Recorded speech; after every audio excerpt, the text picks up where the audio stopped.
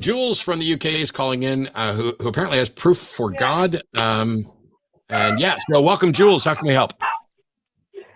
Hi, Matt. How are you doing? And your dear friend there. Ian Rowland, Can yes. you hear me? Yes, we can. Thank you, Jules. Yeah. Right. Okay. Thank you very much. There's quite a few. I've been listening to some of your shows, Matt, and there's some background stuff going on. Sorry? Are you at the pub? No, I'm in a home, actually, and we've got young people talking in the kitchen. All right. Right. We can hear it, so I don't want them to say anything that they wouldn't want us to hear, so. Yeah, no problem. Yeah, so in terms of you asking for evidence, yeah, Matt? Yeah. I am a bit puzzled. I'm a Christian, and I have experienced and seen evidence for myself. But when I listen to you and you say you want evidence and you continue asking for evidence, yep. Some of your statements, the things that you say, it sounds contradictory. So I will just, if you don't mind, I will just reiterate one of the things that discussion that you had with Stuart Nicotil. I can't pronounce his name. Strong evidence for God. I can't hear you, by the way. That's because I'm not talking. Can you hear me now? Yeah, I can. Okay, I have a question for you, Jules. I have a question for you, Jules. Please. Instead of us talking about a conversation I had with somebody else, why don't just you and I have a conversation along with Ian here? And since you said you have seen evidence for yourself, then why don't you just present to us the evidence that you've seen for yourself, and then everything will be solved, right?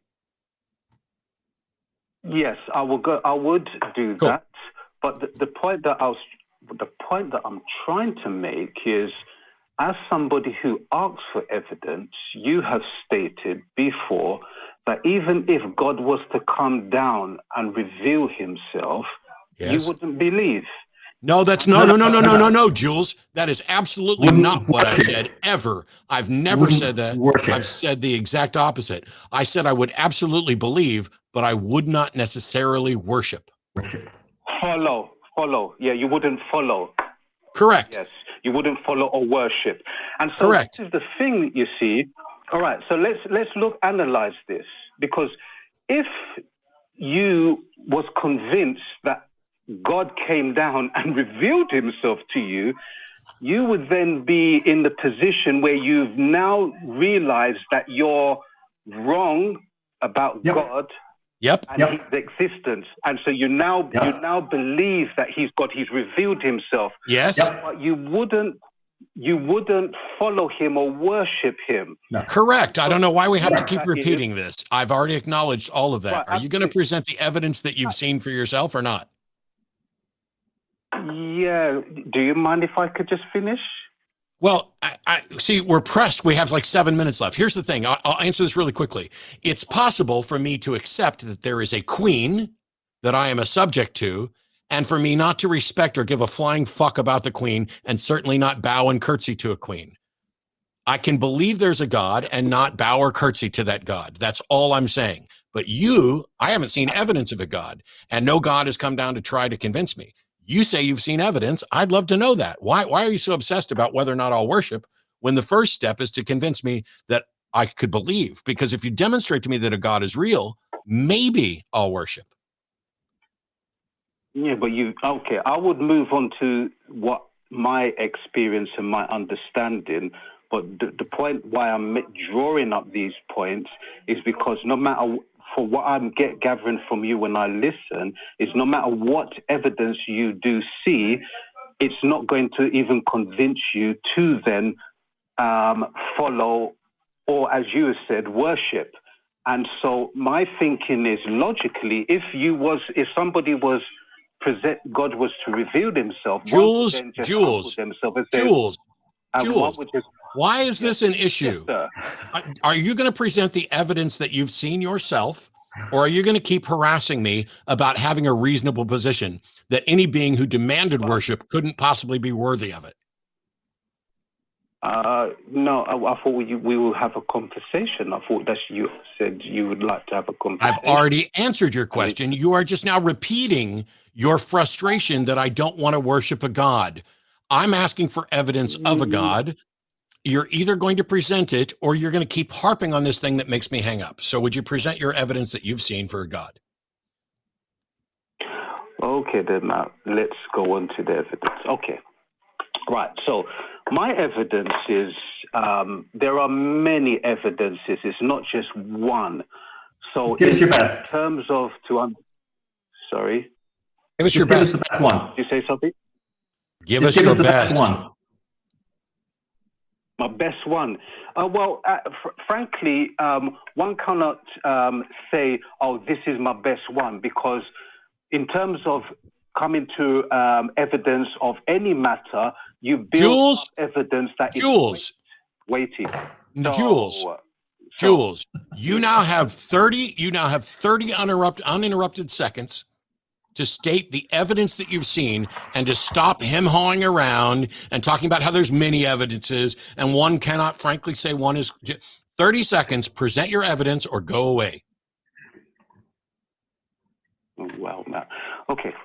So one of the evidences, when I was going to be, I was engaged, and the person who I was planning to marry, I was very much in doubt of whether I should marry the person because of how the relationship was.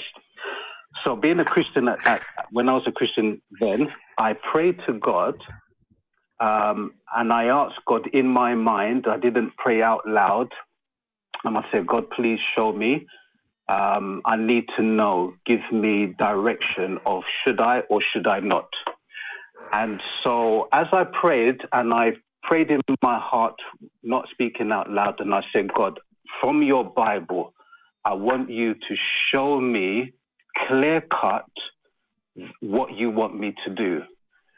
And I said, I'm going to open the Bible because the Bible was closed. I said, I'm going to open the Bible and I need you to show me. And as I finished that prayer and I opened the Bible opened up, and the first thing I read, it says, thou shalt not marry any woman in this place. Okay, stop. And this was taken. Jules, I said 30 seconds. I gave you 1 minute and 15 seconds. So you were wondering if you should marry somebody. You prayed and asked God. You then opened the Bible and it said not to marry. And you took that as a sign from God. And you think that's your best evidence for God, right? I said it's one of evidence. We asked for your best. So what was the what was the verse that you read? Chapter and verse. The chapter and verse? It was from Jeremiah. I can't remember the chapter and verse. I will have to look it up for you. Gosh, it must not have been impactful. You got it. You think you got a direct message from God and you can't remember chapter and verse? How weak is that? This was many years ago, Matt. Many years ago. Yeah. I think that if I got a direct message from God, I'd remember it. Let me tell you a similar story. My grandfather was approached by some people trying to sell him a well, an oil share. And he sat down and he prayed to God and he opened his Bible and the passage that he read said, invest your money. And he took that as a sign from God and he invested his money. How do you think that turned out? I don't know how that turned out. It didn't turn out particularly well. He ended up losing his money.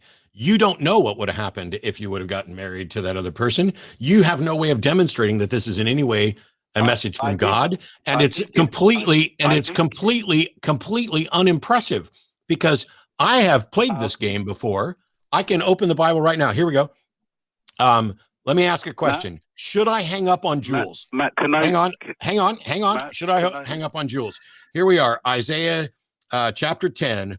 Woe unto them who decree unrighteous decrees and who have right grievousness which they have prescribed. You are the one who is decreeing unrighteous decrees. You are claiming that you have got a message from God without being able to demonstrate it. To turn aside the needy from justice and to take away the right from the poor of the people, that widows may be their prey. So this ties into your thing about marriage, because now we're talking about a widow. It is absolutely asinine to play this game and think that you've got proof of God. It's called bibliomancy. It's called bibliomancy, and people have been doing it for centuries. You can open any book and interpret whatever you want out of it. So would you like to hear the rest of this No. experience in detail? You don't want to? Oh. No, I find it wholly unimpressive. Yeah. This is something good. Matter of fact, go to TikTok and look up the Swiss cheese predictions, which is far more impressive than anything you're going to come up with here. But thanks, Jules.